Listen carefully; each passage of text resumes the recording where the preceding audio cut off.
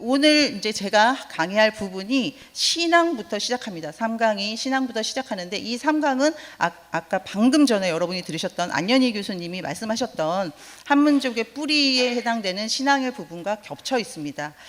조금 다른 부분이 있다면 한국의 그런 한민족의 그런 신앙에서 가장 중요하게 우리가 이야기하는 부분이 무엇이냐면, 여러분들이 이제 생각하기에 아까 안현희 교수님도 설명했지만 고대 사회에서 종교가 출발하는 지점은 사실은 자기의 신체하고 되게 많이 상관이 있습니다. 농사를 지어야 되는데 비가 와야 됩니다. 그러면 비를 주십시오. 우리 이제 너무 추워가지고 다 얼어 죽게 생겼어요. 춥지 않게 해주십시오. 이런 약간 기복적인 그런 것에서 사실은 종교가 시작됩니다. 그런데 우리 한민족 같은 경우에는 그런 나에게 뭘 주십시오, 아니면은 나의 현실에서 지금 무엇이 필요하니까 어떻게 해결을 해주십시오, 이런 곳에서 신앙을 시작하는 것이 아니라 조금 더 근본적으로 현재 우리가 살고 있는 지금 현재 상황이 무언가 잘못되었다라고 생각하는 겁니다. 무엇이 잘못됐을까요? 무엇이 잘못되었다. 그래서 이것이 어떻게 되면 개벽을 해야 된다고 하는 겁니다. 새로운 세계가 와야 된다라고 생각합니다. 이거를 뭐라고 하냐면 대망사상이라고 합니다. 그러니까 새로운 것이 시작되어야 될 거라고 하는 그런 생각이 아주 예전부터 우리 민족이 가지고 있던 생각이었다는 것입니다. 대망사상이라는 것이 있었기 때문에 종교가 이렇게 들어와서 우리나라가 모든 종교가 와서 꽃 피우는 나라다, 이런 이야기 많이 들으셨죠, 그죠? 종교가 꽃 피울 수 있었던 것이, 바탕이 되었던 것이 그런 바로 대망사상이 있었기 때문에 그런 것이 가능했다, 이런 이야기입니다. 종교가 어떻게 우리나라에 들어와서 다 꽃을 피울 수 있었는가, 그 얘기를 좀 말씀드리기 전에 저희가 이제 9월 27일 날 저희 선문대학교에서 그 학술대회가 있었습니다. 거기서 이제 일본 가정연합 해산 청구 명령 소송 그거에 관해서 여러 학자들이 모여가지고 이제 발표도 하고 토론도 하고 했었는데요. 거기 오츠카 회장님이 오셨어요. 저희가 이제 초청을 해가지고 오츠카 UPF 의장님이 오셔서 발표를 하실 때 무슨 얘기 하셨냐면, 오츠카 의장님도 그러시고 다른 일본 교수님도 말씀하시는 것이 한국하고 일본하고 종교 문화가 다르다, 이런 말씀을 하시더라고요. 여기도 일본 분들이 지금 계시네요, 생각해보니까. 저는 뭐가 다른가 약간 잘 몰라가지고 이렇게 좀 들어보니까 무슨 얘기를 하시냐면은, 일본은 모든 종교가 오면은 그 종교의 본질적인 게 꽃을 피우는 것이 아니라 문화적으로 정착을 한답니다. 근데 한국은 불교든 어떤 종교든 우리 한국에 들어오면 한국에서 그 종교의 가장 본질적인 것, 가장 근원적인 것이 굉장히 꽃피운다. 그래서 그런 부분이 문화적으로 차이가 있다, 이런 얘기를 하시더라고요. 제가 얘기한 게 아니라 일본 분들이 얘기하신 겁니다. 저를 막 째려보셔가지고 지금. 제가 뭐 일본을 폐마하려고 그런 것이 아니라 민족적인 특징이 그렇다고 합니다. 불교 같은 경우에도 여기 나와 있지만, 불교에서 여러 가지 대승불교가 우리 한국에 들어오게 되는데, 그 중에서 가장 중점적으로 다른 나라하고 다르게 정착된 부분이 무엇이냐면은 바로 미륵불이라고 하는 겁니다. 그래서 미륵 부처님이 이제 언젠가 오실 것이다 라고 하는 거죠. 불교의 여러 사상 중에서 한국에서 특히 많이 꽃피운 것이 지금 이 세계에는 무엇이 잘못되었기 때문에 나중에 우리 전체에 중생들을 구제하기 위해서 미륵불이 오실 것이다 라고 하는 것이 굉장히 강조가 되었고, 이런 것들이 나중에 언젠가는 정토 세계가 올 것이다. 그러니까 우리 교회식으로 말하자면 지상천국이죠, 그죠? 보통 종교들이 내가 죽어서 뭐 열반에 든다, 이런 거를 또는 내가 죽어서 천국에 간다, 이렇게 생각을 하는데, 많이 그런 것들을 이야기하는데, 우리 한민족은 그런 죽어져 가는 세계가 아니라 현재의 세계가 무언가가 잘못되었고, 이 세계가 언젠가 우리가 기다리고 있으면 언젠가는 새로운 세계가 될 것이다라고 하는 사상을 가지고 있었다는 것입니다. 그것이 이제 대망사상이라고 해서 나타나고 있습니다. 유교도 마찬가지인데요. 유교도 여러 가지가 있겠지만 그 중에서 우리 한국 같은 경우에는 군자, 어떻게 하면 유교가 이상으로 하고 있는 군자가 될 수 있는가에 대한 연구를 가장 많이 한 곳이 한국이다, 이렇게 이야기를 합니다. 그래서 중국의 여러 학자들이나 여러 사람들이 한국을 보고 군자의 나라다, 이렇게 이야기를 하기도 했습니다. 왜냐하면은 한국에서 이 유교가 꽃피울 수 있었던 것은 아무도 보지 않아도, 신독이라고 하죠, 그죠?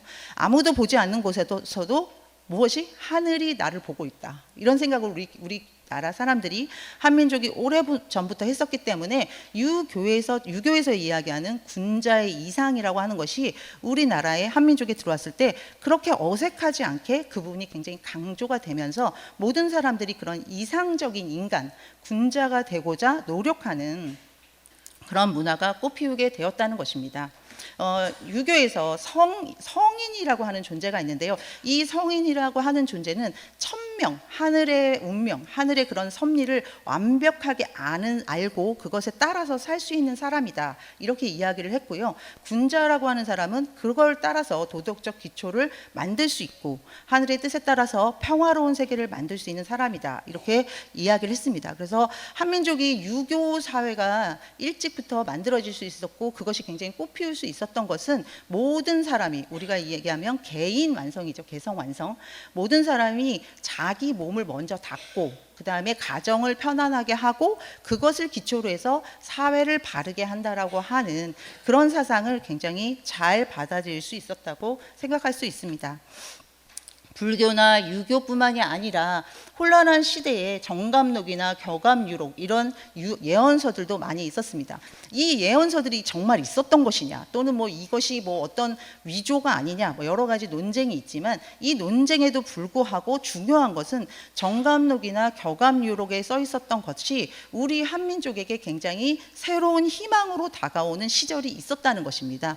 굉장히 혼란할 때 정감록이라고 하는 것이 정시성을 가진 사람이 나타나가지고 새로운 나라를 만들 것이다 라고 하는, 새로운 소망을 가진 세계가 이루어질 것이다 라고 하는 것을 사람들이 많이 기다리게 되었습니다. 겨감유록도 보면은 불안정한 이런 시기가 지금 있지만 이것이 새로운 세계가 열리게 된다, 그래서 미래가 새로운 성분이 출현해가지고 평화로운 세계가 된다, 이런 이야기들이 써 있었던 것입니다. 그러니까 사실은 불교, 유교, 겨감유록 무슨 이런 이름은 좀씩 다르지만 근본적으로 한민족이 지금 우리가 살고 있는 현실 세계가 무언가가 잘못되어 있고 새로운 세계가 올 것이다, 우리가 기다리고 있으면 올 것이고 그걸 위해서 우리는 노력해야 된다라고 하는 그런 사상을 가지고 있었다는 것이 우리의 근본적인 종교 문화라고 볼 수가 있을 것 같습니다.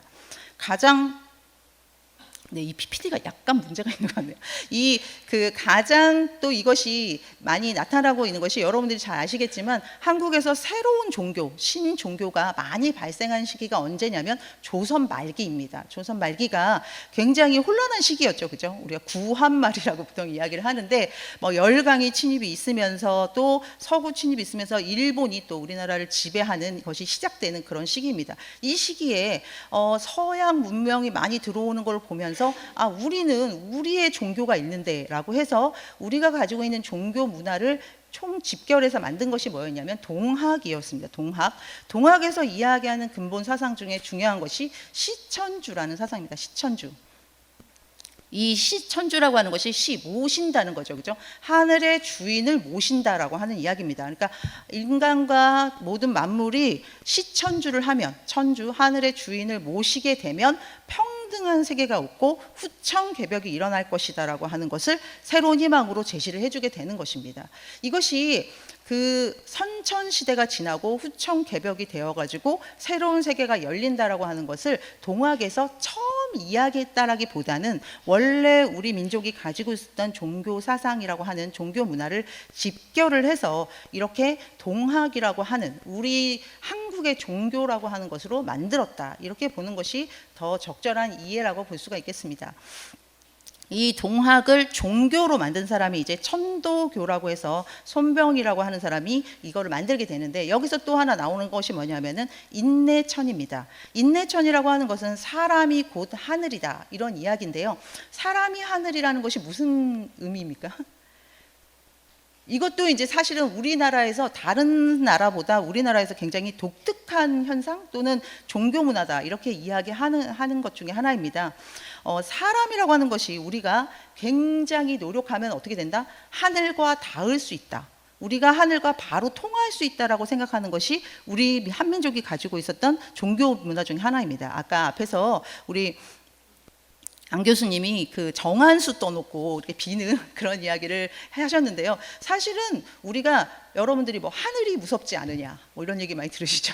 그리고 우리가 하늘은 우리를 다 지켜보고 있다. 그리고 우리가 노력을 하면 지성이면 감천이다. 그래서 어떻게 하냐면 하늘이 감동을 받는다는 거예요. 우리가 너무너무 정성을 들이면 우리 사실 그런 마음으로 지금 정성 들이고 있지 않습니까? 여기 안호열 실장님 계신데 막 열심히 청평에서 정성 들이는 것도 우리가 정말 정성을 다 모아서 하늘을 움직여서 우리가 원하는 것이 이루어지길 바라는 마음으로 하고 있는데 사실은 이것이 우리만이 한 것이 아니라 한민족 근원적인 것에서부터 계속 내려오는 것이라는 거죠. 그래서 이런 문화가 있었기 때문에 사람이 하늘하고 우리가 하늘 부모님하고 우리하고 떨어져 있는 것이 아니라 하늘 부모님이 내가 노력하면 닿을 수 있는 존재다. 내가 곧 하늘 부모님하고 만날 수 있는 존재라고 생각을 했다는 겁니다. 그래서 여기서 인내천사상이라는 것은 사람이 귀하고 하늘 부모님의 자녀라고 하는 그런 의미도 있지만 우리가 하늘 부모님과 직접 만날 수 있는 존재라는 그런 의미도 담고 있다고 이야기를 합니다. 네, 제가 보내드린 지금 PPT랑 약간 차이가 있어가지고 제가 약간 당황했는데요. 여기서 조금 더 설명을 드리자면은 지금 앞에 불교, 유교 그리고 뭐 겨감유로 여기 지금 나오는 뭐 동학, 천도교 이런 것에서 우리 나라에서 한민족이 가지고 있었던 종교 문화에서 중요한 포인트가 세 가지가 있습니다. 첫 번째는 뭡니까?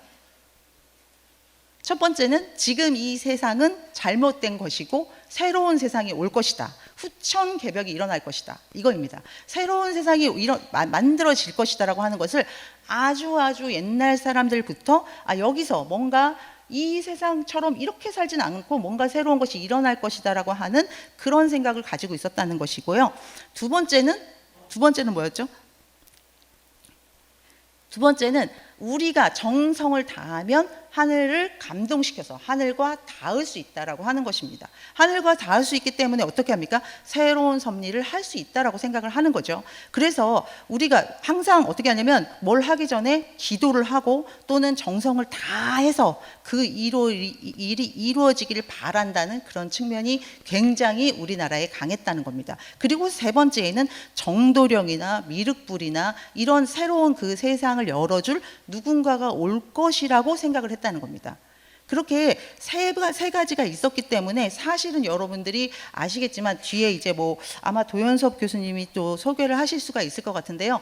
아시다시피 기독교가 우리나라에 들어왔을 때 굉장히 폭발적으로 기독교가 이거를 믿을 수 없는 기적이다 이렇게 이야기를 기독교에서 평가를 하고 있습니다. 한국의 기독교가 이렇게 발전하고 확장된 것은 왜냐하면 맨 처음에 선교사들이 한국에 왔을 때 어떻게 평가를 했냐면은 와 한국은 너무 미개하다. 이게 문명이 개발이 안 돼 있기 때문에 이 사람들의 사고 방식을 다 고쳐야지 이렇게 문명화 시켜야지만이 어떻게 될 수 있다? 기독교가 정착이 될 것이다 이렇게 얘기를 했습니다. 선교사들이 처음 평가를 할 때. 그런데 와가지고 처음에 1890년대에 들어와서 이제 본격적으로 선교를 시작한 것이 그때인데요. 그때 시작해가지고 10년 되지 않아서 1903년에 원산에서 부흥운동이 일어나고 1907년에 평양 대부흥운동이 일어나면서 아주 폭발적으로 기독교가 막 이렇게 확대가 됩니다. 거기서 굉장히 중요했던 것이 무엇이었냐면은 재림 주님이 오실 것이다라고 하는 것이죠.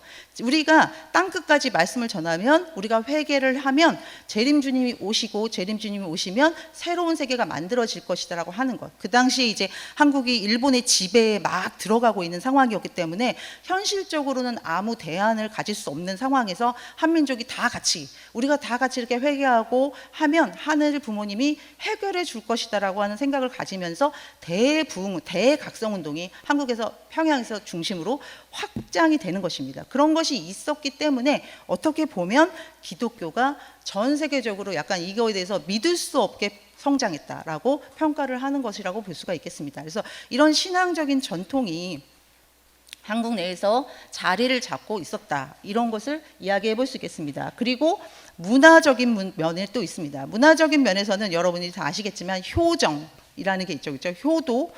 효라고 하는 게 있는데 우리가 또 이렇게 생각해 볼 수가 있습니다. 다른 나라는 효도가 없나? 다 부모한테 효도하게 돼 있지. 모르게 한국만 뭔가 이렇게 별나게 효도를 할까? 약간 이렇게 생각하실 수 있는데 여러 학자들이 연구해 보면은 한국의 효가 별나답니다. 다른 나라들보다 다르답니다. 왜냐하면은 다른 나라에서는 자기 부모한테 은혜를 갚는다. 자기 부모가 자기한테 잘 해줬으니까, 자기 부모가 나를 키워주고 사랑해 주셨으니까 그것을 갚는다라고 하는 그런 의미의 효도가 많은데, 그런 차원에서 이야기가 되는데, 한국은 어떠냐면 은혜를 갚는 보은혜의 효가 아니라 자기의 근원, 뿌리가 되는 부모를 소중히 한다라고 하는 의미가 더 있습니다. 그러니까 우리가 태어났지 않습니까? 제가 이렇게 했는데 내가 부모한테 뭔가를 받아서 효도하는 것이 아니라 내가 태어났다라는 것 자체, 나의 존재의 근원이 되는 부모를 모시는 것이야말로 뭐냐면 인간됨의 근원이다. 이렇게 이야기를 하는 거죠. 자기 부모한테 효도하는 것은 부모가 나한테 무엇을 해주거나 어떻게 해서가 아니라 내가 태어났기 때문에, 나의 근원이기 때문에 자기의 근원을 중요하게 생각한다라고 하는 측면이 굉장히 강하게 있다는 것입니다. 그래서 다른 나라에서 우리나라를 평가할 때 어떻게 그렇게 효도가 자기 희생적인, 자기를 희생해 가면서까지 부모한테 효도를 하는가, 그런 거를 강조하는가, 그런 이야기를 하는데, 거기에 근원이 되는 것이 그 부모라고 하는 존재가 자기의 뿌리이고 근원이고 자기 생명의 원천이기 때문에 그것을 소중히 한다라는 측면이 굉장히 강하게 있다라고 하는 것입니다. 그래서 한민족의 가장 근원적인 가치이고 정신이다, 이렇게 이야기를 합니다. 아마 이게 여러분들이 강의하신다면은 그래서 우리나라가 지금 잘못 가고 있다. 이 효도를 다시 일으켜야 된다. 다시 바로잡아야 된다. 이런 얘기를 하실 수도 있을 것 같습니다. 다 아시겠지만, 그래서 부모를 존경하고 효를 실천할 때 아침에 일어나면 문안 인사드리고, 자기 전에 문안 인사드리고, 생활을 보편 이렇게 모시는 것은 당연한 것이고, 부모가 돌아가시면 3년 동안 심요살이를 하면서 이렇게 제사를 올리고 조상을 모시는 문화를 가지고 있었습니다. 이 문화 자체가 사실은 조상에게 하는 것이 동시에 나 자신, 우리의 근원을 소중히 하는 그런 문화였다, 이렇게 생각할 수 있겠습니다. 그리고 아까 제가 말씀드렸던 효녀 심청, 그러니까 자기를 희생해 가면서 자기 부모, 아버지의 눈을 뜨게 하기 위해서 자기를 몸을 던지는 효녀 이야기가 나오지 않습니까? 이 이야기가 외국 사람들이 이렇게 보면은 공포스럽다, 이렇게 느끼긴데요. 무슨 효도를 하는데, 그래서 여러분들 잘 아시겠지만 이게 논술 문제로 98년도인가 99년도에 논술 문제로 나온 학교도 있습니다. 이게 대학교 입시 문제에 심청이가 막 몸을 던졌는데 이 아버지 눈뜨게 하겠다고 자기가 이 임당수에 빠져 죽은 것은 효도인가 아닌가. 네. 왜냐하면 이게 서양적인 가치관으로 보면 효도가 아닌 거예요. 이렇게 하면 안 되는 거예요. 근데 한국적인 가치관으로 보면은 부모를 위해서는 죽을 수도 있다라고 할 정도로 그 효라고 하는 것의 깊이가 다르다. 다른 나라하고 다르다. 그렇게 이야기를 합니다. 이것이 뭐냐면은 사실은 죽으라는 얘기는 아니죠. 우리가 누가 부모, 자식한테 너 나한테 효도할 때 이 정도 해야 돼, 이렇게 하지 않죠. 그런데 그 정도로 효의 근원되는 심정의 근원이 그만큼 깊다라고 하는 겁니다. 그래서 자기의 존재가 연결되는 것이다라고 생각을 한다는 이야기입니다. 이렇게 효정의 마음이 있었고, 또 하나 있었던 게 뭐냐면 정절이라고 하는 겁니다. 순결을 지키고 그리고 정절을 다해야 되는 것으로 이야기를 했는데요. 이 정절이라고 하는 것, 순결을 지킨다고 하는 것이 왜 순결을 지켜야 되느냐, 왜 정절을 지켜야 되느냐고 하면은 내가 배우자를 위해서 정절을 지키는 게 아닙니다. 이 순결과 정절을 지킨다고 하는 것은 누구를 위해서냐면 나를 위해서. 그러니까 하늘을 바라보고 있는, 나를 보고 계시는 하늘 부모님이라고까지는 우리는 하지 않았지만 한민족이 하늘 앞에 양심적으로 살아야 되기 때문에 양심을 따라 산다면 당연히 순결과 정절을 지켜야 된다, 이렇게 생각을 했던 것입니다. 제가 저희 그 UPA 학생들이 많이 저희 학과에 저희 학과가 다 UPA 학생이죠. 근데 그 중에 어떤 그러니까 헝가리라고 밝히면 안 되는데 밝혀버렸네요. 근데 굉장히 똑똑한 여학생이 있습니다, 헝가리에서. 근데 그 여학생이 뭐라고 하냐면 한 번은 저를 찾아와가지고 저는 아무리 생각해도 한민족이 왜 선민인지 모르겠습니다. 그리고 뭐 아무리 설명해도 잘 모르겠다는 거예요. 그래가지고 자기가 연구를 해보고 싶다고. 그래서 제가 연구를 해봐라 그랬더니 무슨 한국 역사 강의를 막 좀 들었대요. 영어로 하는 역사 강의를 유튜브에서 들었다고 하면서 어느 날 저한테 다시 찾아와서 하는 말이 답을 얻었습니다 막 이러는 거예요. 그래서 뭘 답을 얻었냐 그랬더니 무슨 얘기를 하냐면은 자기가 생각하기에 한민족이 선민인 이유가 이 정절, 혈통을 보존했다라고 하는 것이 정말 대단하다. 그걸 알게 됐다는 겁니다. 그래서 DNA를, 물론 지금은 참부모님 오신 이후니까 그것은 상관이 이제 다 인류 한 가족이 됐지만 참부모님 오실 때까지 그런 한 선민의 정체성을 지키기 위해서 혈통을 굉장히 소중하게 생각했다는 겁니다. 그래서 한 민족이 DNA 일치도가 굉장히 높았답니다. 그래서 그것이 한민족 정체성을 지키기 위한 오랜 그런 하늘 부모님의 섭리가 아니었겠는가, 그런 것을 자기가 느꼈다라고 이야기를 하더라고요. 그래서 제가 조금 더 연구를 해봐라. 그래서 지금 열심히 공부를 하고 있습니다. DNA 일치도 이런 것까지 하지 않더라도 기본적으로 한국 민족이 혈통을 중요하게 생각하고 이 순결과 정절을 중요하게 생각해왔다는 것은 아마 다 아실 겁니다. 여기서 여성들의 역할이 굉장히 컸습니다. 신사임당이라든지 한석봉이라든지 이런 어머니들이 자녀를 교육할 때 어떻게 교육하냐면은 너가 양심에 따라서 하늘을 무서워하면서 살아야 된다, 하늘을 공경하면서 살아야 된다라고 이야기를 했던 겁니다. 그래서 경천애인이라고 많이 했었죠, 그죠? 하늘을 무섭다라고 모시고 사는, 공경하는 그런 문화를 이야기를 했던 겁니다. 그래서 신사임당 같은 경우는 아들이 이율곡이 막 자연을 뛰어놀고 있을 때 뭐라고 했냐면, 나가서 막 뛰어노는 건 좋은데 이 뛰어놀면서 얼마나 산천이 감사한지, 이 산천은 어떤 원리에 의해서 만들어졌는지를 생각하면서 놀아라, 이렇게 이야기를 했답니다. 그래서 어머니들이 자녀들에게 양심에 따라서 살 수 있도록 이야기를 하는 그런 자녀 교육이 굉장히 잘 되어 있었다는 겁니다. 여러분들이 또 우리 이제 한국에 대해서 이야기할 때 이런 얘기 많이 하는데요. 짧은 기간 안에 이렇게 한국이 발전할 수 있었던 이유 중에 하나가 교육열이라고 하지 않습니까? 교육열이라고 할 때 물론 좀 잘못된 좀 부정적인 것도 있습니다만은, 기본적으로 교육력이라고 이야기할 때 무슨 얘기하냐면, 나보다 우리 자녀가 잘 되기 바라는 마음, 나보다 더 자녀들이 잘 살아야 된다라고 하는 마음, 더 발전되고 향상된 삶을 살기를 바라면서 자녀들을 올바로 가르치려고 하는 어머니들이 많이 있었다라고 하는 겁니다. 그리고 춘향의 이야기는 다 잘 아시죠? 춘향이도 마찬가지로 그 이몽룡하고, 이거는 무슨 전설 같은 이야기, 소설이지만 여기에 담겨 있는 것이 무엇이냐면, 한 번 결혼의 약속을 하면 이것을 목숨을 걸고라도 지켜야 된다라고 하는 한민족의 그런 정서가 남아 있다는 것입니다. 그래서 이렇게 순결과 정절의 문화 속에는 한민족이 하늘과 연결되어 가지고 자기의 가족을 중요하게 생각하고 가족의 사랑 속에서 살고자 하는 문화, 그리고 가족이 완전히 한 마음이 되면 어떤 일이라도 잘 이겨낼 수 있다라고 하는 그런 신명, 하늘의 뜻에 따라서 살면은 우리가 다 같이 새로운 뭔가 기적적인 힘이 나서 새로운 걸 할 수 있다라고 하는 그런 문화를 가지고 있었다. 이런 것이 이제 한 민족의 가족 문화라고 할 수가 있겠습니다. 그리고 역사가 있습니다. 역사라고 하는 것은 여러분들 다 아시겠지만 우리가 흰 옷을 좋아하는 민족이다. 네, 여기도 흰 옷이 많으시네요. 우리 청평 가면 다 흰 옷 입고 있는데요.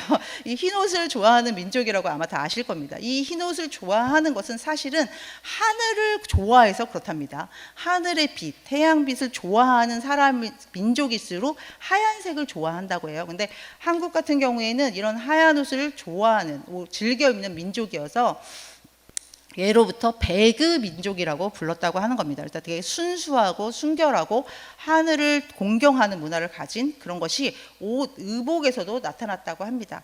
그런데 일제 강점기에는 심지어 그래서 이거를 일본이 못하게 하려고 흰 옷을 입지 못하는 정책을 쓴 적도 있었답니다. 일부러. 왜냐면은 하얀 옷을 일부러 입고 다니는 거예요. 더 저항 정신을 표현하기 위해서. 그래서 이거를 단속을 할 정도로 못 입게 하는 그런 정책도 있었다고 합니다. 그렇지만 한국 사람들이 더 많이 입고 하얀 옷을 통해서, 하얀색을 통해서 우리 민족의 정체성을 나타내고 저항 정신을 나타냈다고 합니다. 이것은 역사 속에서 여러분이 많이 다 알고 계시기 때문에 제가 빨리 설명하겠습니다.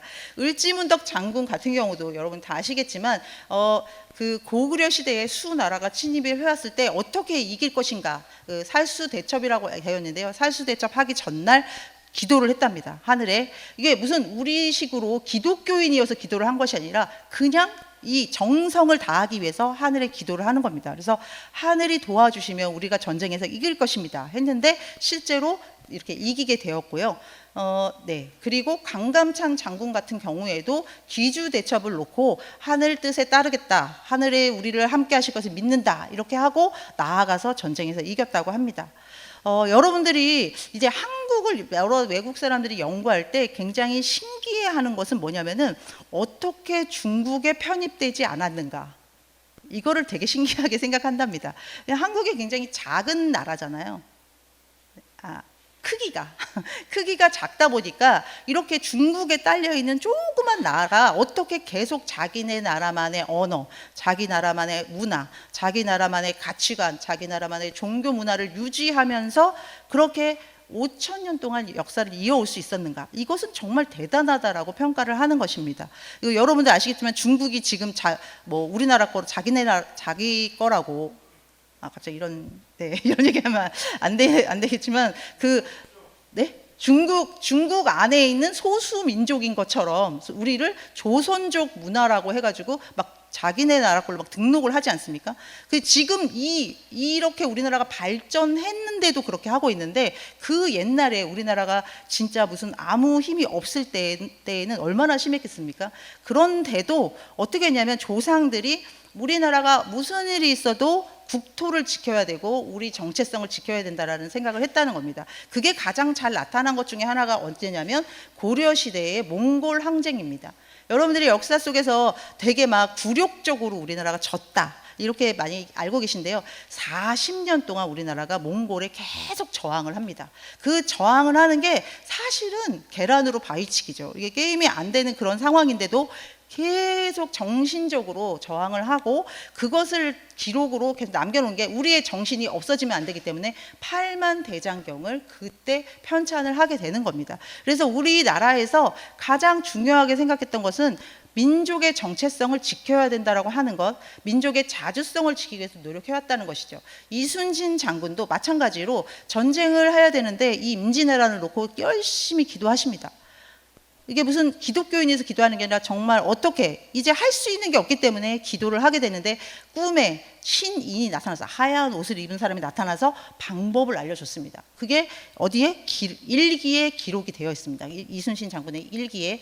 이래서 이분이 이야기하시는 것이 우리가 지혜를 다하고 정성을 다하면 하늘이 움직여서 이기게 된다라고 이야기한 것도 있습니다.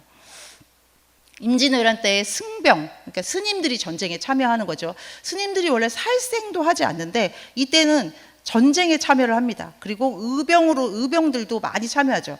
이것도 되게 외국에서 볼 때 신기해하는 것인데요. 실제로는 일반 백성들은 지배층이 문제가 되는 거지, 전쟁에서 이기고 지는 것은 그 지배층이 문제지, 이 백성들은 자기 삶이 누가 지배를 하든 별로 상관없다, 이렇게 생각할 수도 있다고 합니다.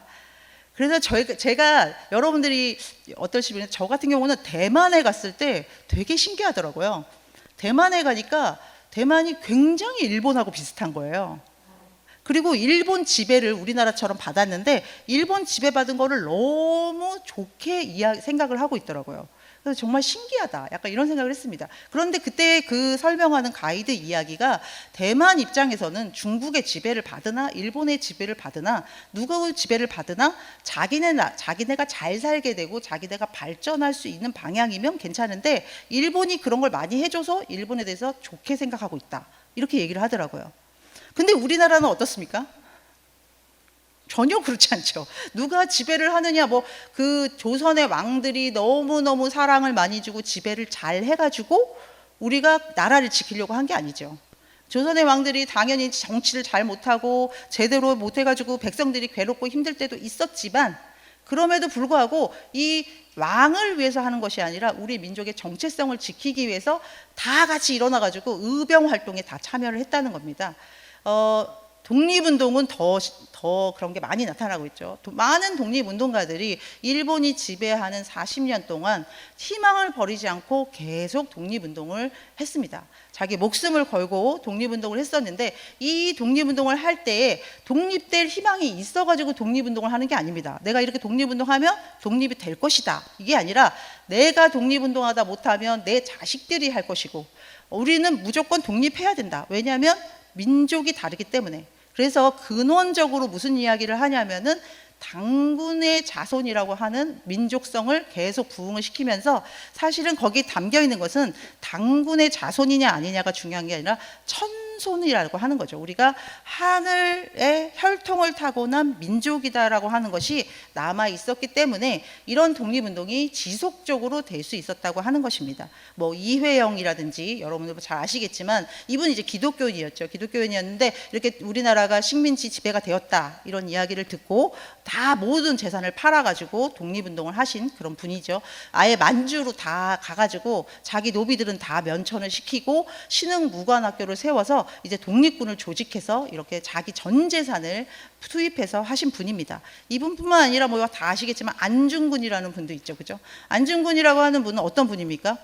여러분이 잘 아시겠지만 가톨릭 신자죠. 무엇보다 가톨릭 신자였고, 이분이 바라는 것은 무엇이었냐면 일본이 한국을 지배하는 것이 사실은 문제가 아니라 무력으로 지배하는 것. 그러니까 동양이 평화롭게 사는 사상을 가져야 되는데, 일본이 서구의 침략에 맞서가지고 동양을 지켜주는 수호자가 되겠다라고 하면서 사실은 무력으로 탄압을 하고 민족성을 말살하려고 하는 그런 것이 문제다라고 근본적인 문제를 제기하면서 이렇게 평화 사상을 동양 평화론이라는 걸 만드셨죠, 그죠?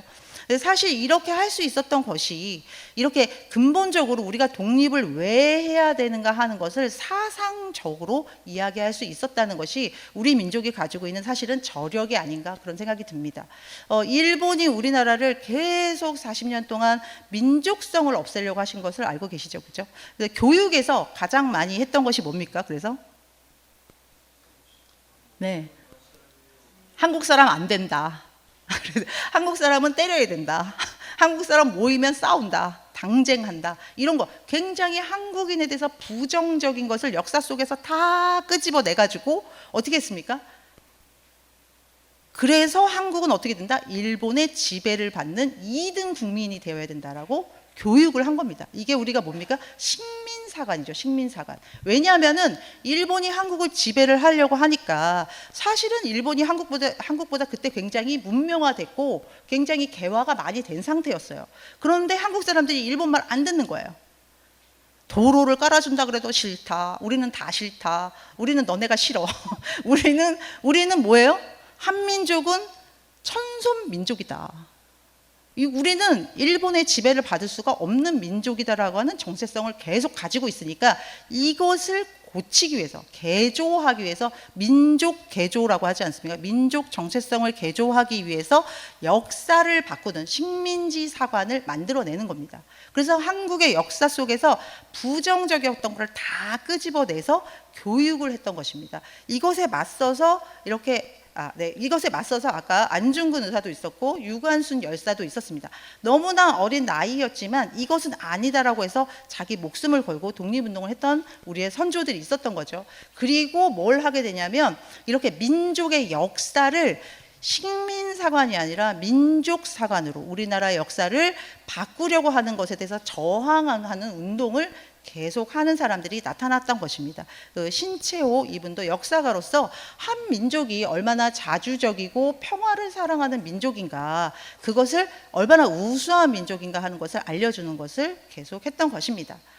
한민족의 순수한 정체성을 지키기 위해서 역사 속에서 여러 가지가 있는데, 그것을 좀 정리를 해보자면 첫 번째로는 천손 사상을 가진 민족성을 우리는 가지고 있었다는 겁니다. 우리는 중국하고도 다르고 일본하고도 다르고 우리는 우리의 고유한 한 민족으로서의 정체성을 가지고 있었고, 이것이 현실적인 어떤 이해관계, 뭐 일본이 우리나라를 지배하면 우리가 좀 더 잘 살 수 있게 된다, 이 나라가 뭐 몽골이 들어오면 우리가 어떻게 된다, 이런 현실적인 이해관계를 따지지 않고 그런 걸 초월해서 국가를 지키려고 하는 저항 정신을 가지고 있었다는 겁니다. 그리고 세 번째로는 그런 선민을 지키기 위해서, 그런 정체성을 갖추기 위해서 모든 온 국민이 참여하는 그런 역사를 가지고 있는 그런 민족이라고 하는 겁니다.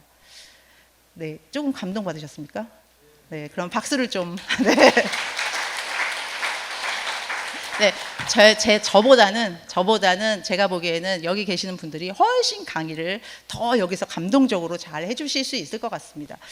저는 사실은 여기 좀 정리해서 강의하면서 참 어머님께서 왜 이런 강의를 우리한테 계속 하라고 하실까, 한민족 대서사시 이런 얘기를 하라고 하실까, 이런 생각을 해볼 때 한편으로는 이런 생각을 해봤습니다. 우리 교회가 초창기에 출발할 때 어떤 이야기를 했었냐면, 초창기 출발할 때 1950년입니다.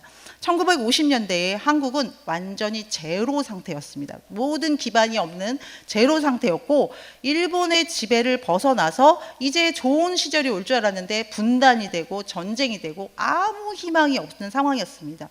그때 우리 교회가 나타나서 무슨 얘기를 했습니까? 한국으로 재림주님이 오신다. 한국이 세계의 중심이 된다. 원리강론에 써 있습니다. 한국이 세계 중심 국가가 되고 한국어로 언어가 통일된다고 써 있었습니다. 그렇죠? 그때 그거 믿으셨습니까? 역시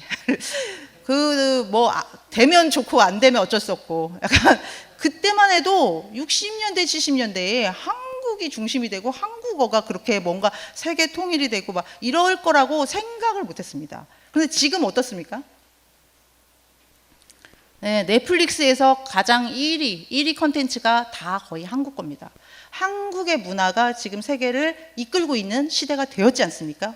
그래서 이런 그때 우리가 50년대, 60년대 우리 선배님들, 부모님들이 가졌던 그 비전이 지금 이루어지고 있는 시대가 되었습니다. 그런데 우리는 조용히 있습니다.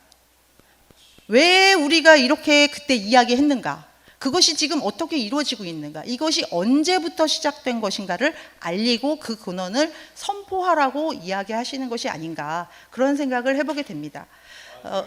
네, 참 부모님께서 또 하나 말씀하시고 있는 거는 문화입니다. 문화. 여기서 문화에서 오늘이 한글날인데 제일 중요한 거 언어죠. 언어. 여러분이 이제 며칠 동안 제가 쭉 보니까 언론에서 계속 한글에 대해서 많이 나오더라고요. 한글이 정말 과학적인 언어다, 이런 얘기를 많이 합니다. 한글로 영어를 다 쓸 수 있습니다.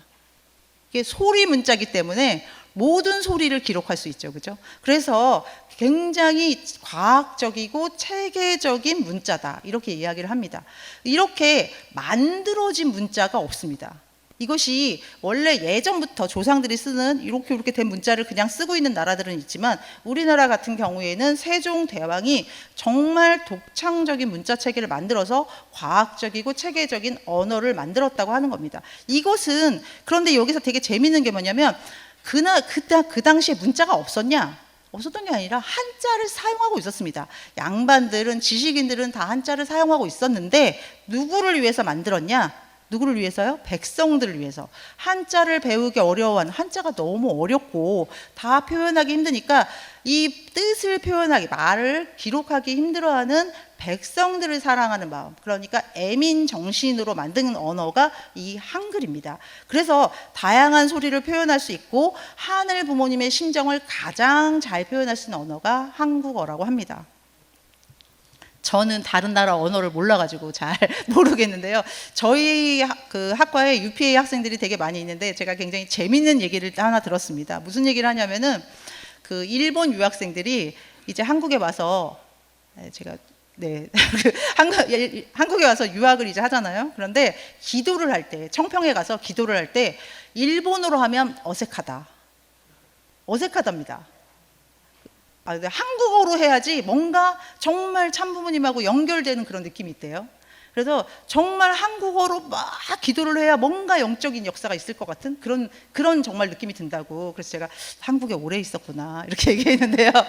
그런 심정의 언어, 심정을 잘 담아내는 언어가 한국어라고 이렇게 얘기를 하시는 거죠. 그래서 사실은 한국어로 통일된다 이렇게 되어 있는데, 제가 생각하기에는 한국어로 모든 언어를 기록을 할 수 있습니다. 쓸 수가 있는 거죠. 한국어로 소리 문짝이기 때문에. 그런 면에서 굉장히 한국어가 역할을 할 수 있는 시대가 오지 않는가 앞으로, 그런 생각도 좀 더 해보게 됩니다. 그리고 앞에서 이제 그 안현희 교수님이 벌써 설명하셨는데요, 과학기술에 있어서 가장 중요하게 참 어머님께서 말씀을 많이 하시는 것은 하늘을 보고 천문학이 발달됐다는 이야기를 많이 하십니다. 그러니까 옛날부터 우리나라 사람들이 하늘을 이렇게 보는 것이 습관이 돼가지고 하늘을 공경하는 문화가 있었기 때문에 천문학이 발달돼서 첨성대라든지 조선시대에는 별자리를 이렇게 기록한 지도, 별자리 지도도 있었고, 그 다음에 천체의 위치를 나타내는 혼천이 같은 것도 개발을 했다는 겁니다. 우리나라의 다른 과학기술에 비해서 천문학 수준이 굉장히 높게 발달이 되어 있었고, 천문학과 연결되는 것이 시간을 측정하는 기술입니다. 시간을 측정하는 기술도 이렇게 많이 발달되어 있었다고 이야기를 합니다. 그리고 또 하나 굉장히 우리나라가 자랑하는 문화 중에 뭐가 있냐면 인쇄술이 있습니다. 인쇄술. 그러니까 인쇄술은 서양보다 200년이나 앞서가지고 인쇄술이 발달되었다고 하는 겁니다. 이 인쇄술이 발달되었다는 게 되게 어떤 의미가 있냐면은, 우리가 이제 양반들은 다 옮겨 적는 거죠. 필사를 하는 문화죠, 사실은. 그래서 인쇄를 굳이 할 필요가 없는데, 이 인쇄술이 발달되는 것은 백성들도 다 지식을 알게 하기 위해서, 더 많은 사람들이 지식을 공부할 수 있게 하기 위해서 인쇄술이 발달이 됩니다. 그런데 우리나라에서 제일 먼저 인쇄술이 발달되었다는 거 하는 것은 그만큼 진리를 더 많은 사람들이 알게 하고 싶은 이 마음이 우리 한민족이 크다는 것을 알려주는 거라고 생각할 수가 있습니다. 그리고 이제 백성들의 농사를 도울 수 있는 여러 가지 수표라든지 치국이라든지 이런 농업에 관한 과학기술도 많이 발전을 했습니다.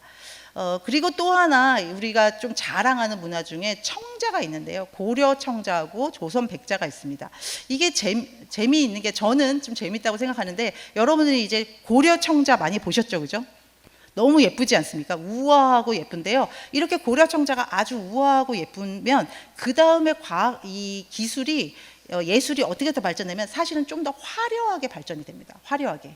그래서 여기 상감 기법이라고 해서 이렇게 도자기에 넣는 상감 기법이 발달되면 일본 같은 경우는 굉장히 화려한 도자기가 많이 만들어집니다. 진 거를 볼 수가 있습니다. 그런데 한국 같은 경우는 고려 시대에 이렇게 청자가 나온 다음에 그 다음에 나오는 게 뭐냐면은 백자가 나옵니다.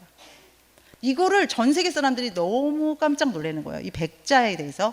여기 나오는 백자는 사실은 굉장히 화려한 백자고요. 백자 중에 여러분들이 그 책에 나온 백자 보면은 이렇게 하얗게 아무것도 없습니다. 아무 무늬도 없는 그런 백자를 만들어냅니다. 왜 한국이 이렇게 상강기법을 해가지고 막 다 여러 가지 기법을 사용할 수 있음에도 불구하고 그 다음 단계로 아무것도 안 들어간 백자를 만드냐? 이것은 사실은 한민족의 특징, 순결하고 정체성을 지키면서 하늘을 담고 싶어하는 그 하늘이 아무것도 없지 않습니까? 이렇게 하늘을 담고 싶어하는 그 마음이 그대로 담겨 있다고 합니다. 그래서 어떤 외국 학자들은 이 백자는 종교라고, 조선의 백자는 종교다 이렇게 이야기할 정도로 그 백자가 담고 있는 품격이 다르다라고 찬양을 많이 합니다. 제가 이제 뭐 이렇게 아까 제가 이렇게 얘기하는 것이 한국 찬양, 이 강의는 한국 찬양입니다 이렇게 처음 시작하고 말씀드렸는데, 사실은 한국을 찬양하는 것이 아니라 한민족이 오랫동안 가지고 있었던 문화의 근원이 무엇인가, 이 문화와 전통의 근원이 무엇인가를 생각해 보는 것이라고 생각이 듭니다. 아까 말씀드렸지만 우리가 새로운 세계가 올 것이고 그 세계를 열어줄 누군가가 올 것이라고 기다렸습니다. 그리고 사실은 지금 우리는 그분이 누군지 알고 있습니다. 참 부모님이 오셨고 우리가 한민족이 드디어 세계의 중심 국가로서 역할을 할 수 있는 그런 중요한 시기에 있습니다. 우리 민족은 예전부터 하늘을 공경하고 두려워하면서 양심에 따라서 살기를 바라는 문화를 가지고 왔었습니다. 부모를 공경하고 부모가 나의 근원이라는 것을 이해하고 가족관계가 중요했던 민족입니다. 이거에서 가장 근원이 되는 부모를 따라가면 가장 근원은 하늘에서 온 정체성, 우리가 천손의 정체성을 가지고 있다라고 하는 것, 그것을 지켜온 역사가 우리 안에 담겨 있는 것입니다. 그것이 이제 여러 가지 문화 속에서 백자의 문화 또는 첨성대 여러 가지 한글 이런 것 속에서 가장 담겨 있는 것은 하늘을 사랑하는 마음, 그 마음이 우리 한민족의 근원에 있다고 생각이 듭니다. 우리 한국이 요즘에 경제적으로 많이 발전했습니다. 그리고 문화적으로 정말 세계를 이끌고 있습니다. 그런데 사실은 어떻게 보면 가장 위기라고도 할 수 있을 것 같습니다. 왜냐하면 하늘을 공경하는 문화, 하늘을 사랑하는 문화가 이제 없어지고 있는 것 같습니다.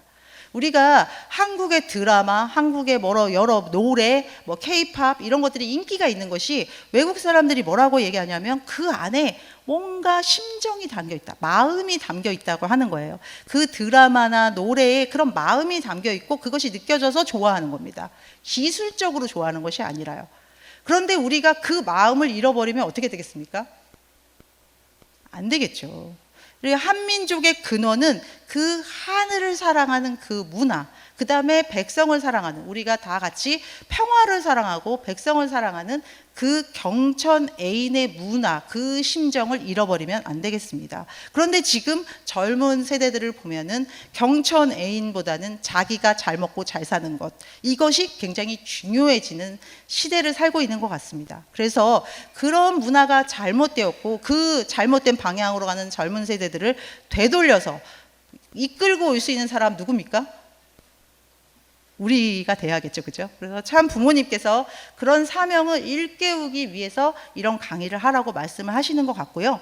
그런 방향으로 여러분께서 현장에서 이 강의를 좀 신명나게, 저보다 훨씬 신명나게 해주시면은 아마 우리 한반도에 새로운 바람이 불지 않을까 그렇게 생각이 듭니다. 네, 이상으로 마치겠습니다. 감사합니다.